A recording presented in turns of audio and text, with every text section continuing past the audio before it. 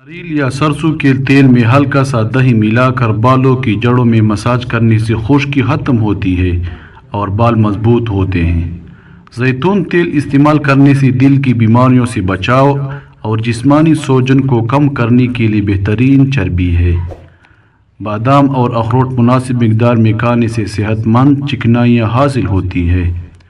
دودھ کیلشیم اور پروٹین کا اچھا ذریعہ ہے اگر یہ آپ کو موافق ہو۔ روغن بادام یا دیسی گھی رات بھر آپ کے اعصاب اور معدے کو تر رکھتا ہے، جس سے صبح اٹھتی ہی جسم ہلکا پھلکا محسوس ہوتا ہے۔ بہت زیادہ نمک کھانے سے پرہیز کرنا بلڈ پریشر کو معمول پر رکھنے میں مدد دے سکتا ہے۔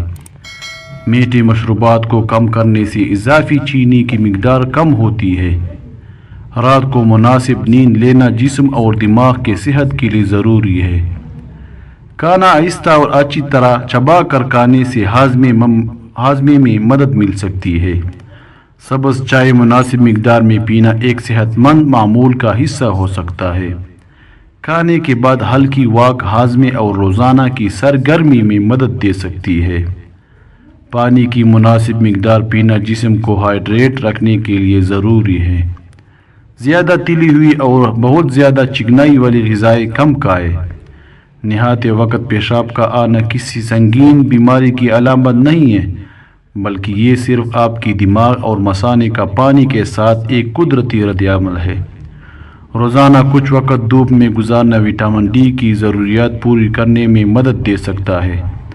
ہاتھوں کو کھانے سے پہلے اور واش روم کے بعد اچھی طرح دھونا جراثیم سے بچاؤ میں مدد دیتا ہے۔